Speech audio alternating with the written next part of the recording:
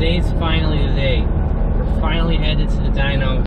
And yes, this has been like almost a year in the making. Well, yeah, it's actually been it's been a year and a month actually. It was January of 2019 was the last time we went to the dyno with this car. So we finally got the car ready. We got the fuel system, the pulleys, the fuel monitoring, all that stuff, the gauges. You know, I think we finally got this thing ready to hit the dyno. I've done a bunch of test driving, a bunch of test hits. I have not seen this fuel pressure drop more than 5 or 6 pounds. So I hope we won't run into any issues on the dyno. I think the fuel system's squared away. I think everything else is good. We've checked the oil, we filled the tires up, and you know, hopefully we're good. Now, I'm actually going to drive up to Troutman, North Carolina. I'm going to go fill the car up with ethanol. We've got about a half tank. That half tank will quickly disappear just because the gas mileage in this car just is atrocious. And as you guys can also see, I have a 5-gallon jug here. So what I'm going to do is I'm going to fill the car up with E85, and we'll probably have about a quarter tank of 93 left still in the car when we get to Troutman. And then we'll fill up this 5-gallon jug.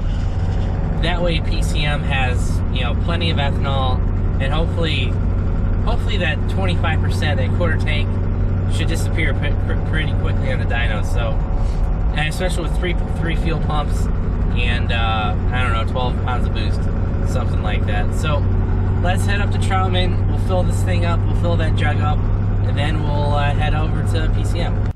Alright guys, we're here at Sheets. We've already filled up. We just pumped $30 worth of ethanol. It's $1.95 for E85. And we have a full 5-gallon jug here of fuel. And like I said, I think I have just over a half tank of ethanol in the car. So let's head up to PCM and we'll drop the car off. Also, if you guys can see the wind, today has been a very stormy day and very windy. It was like 72 degrees a couple days ago, and it's in the 40s now, and we just had bad tornadoes just yesterday. So kind of crazy the weather's been, but thankfully today's been clear. We'll go get the car dropped off. So let's head out and we'll finish this video up. All right guys, we've arrived here at PCM in North Carolina. But before we dropped the car off, we did a bunch of work under the hood. As you guys can see, we have the 102mm throttle body installed. We swapped that over from the stock throttle body. Alright guys, as you can see, we're back in the shop and the Corvette is behind me. Now I was going to try to show you some dyno footage of the car making some pulls, but unfortunately PCM did not actually film the pulls of the car on the dyno, so I won't be able to provide you that guys footage. But let's go ahead and show you what the car made. 705 horsepower and 671 on torque. So that's a pickup of almost 60 wheel, and I believe it was like 50 something foot-pounds of torque. So we're finally at that 700 horsepower mark on this car. And as you guys saw in this build series, I mean, this build series has been going on for a year and a half. Is that right? Well over a year, maybe not a year and a half, but quite a long time. But just a reminder, so the modifications that we did this year were, one, the Camaro lid, the 2.75 inch pulley, the 4.5 inch intake, and then we have that vibrant filter. Those were the main hardware changes. Oh, and we also have, if you guys can see over there, we have the fuel pressure regulator, and we have that fuel line coming in from A&A. So that was the horsepower changes. In the last couple of videos, we did some PCV ventilation system cooling stuff, but that's not really going to affect the horsepower as much as the hardware changes with more fuel, the bigger plenum volume of that bigger lid behind me, as well as the 2.75 inch pulley. Oh, and another thing, you guys will also see we have the stock throttle body on the car. So that 102mm throttle body crapped out yet again. Even though that last video we showed you with repinning the harness and getting that adapter wire, it opened up, but the tuner could not get it to work. He said as soon as the throttle body would open and it'd see any boost, it would slam shut. And that was the boosted version of that throttle body. So, you know, the $100 experiment for that throttle body is officially over. I've taken that off the car. It will not go back on. So that kind of leads into, are we going to make any more changes to this car? In the immediate future, no, we're not. The reason that is because, you know, we're at, I mean, if you do 15% of 700, you know, we're probably almost at 800 flywheel horsepower. This car stock only came with 400 horsepower at the flywheel stock. So we've almost doubled the stock horsepower. It's stock bottom end. It's got those, you know, cast pistons, those Hyper Eutechnic pistons in there. Stock rod, stock crank. I think the crank can handle it, but, you know, the rods and pistons definitely can't. So I think we're going to be done there. There is a 2.65 inch pulley that Edelbrock does sell, but I believe you're going to want a forged bottom end for it. So there is that smaller pulley. You could go with an aftermarket cam. You could go with a, you know, a Nick Williams throttle body. I mean, honestly, each one of those, the throttle body's $800 to $1,000. The cam will be a $1,000 job easily, just due to the fact we'd have to upgrade springs, push rods, all that stuff. You know, basically $2,000 there. Pulley, that's like 30 bucks. That's not a bigger deal. But, you know, that stock bottom end, I was talking with my tuner and he's like, yeah, I wouldn't push it anymore.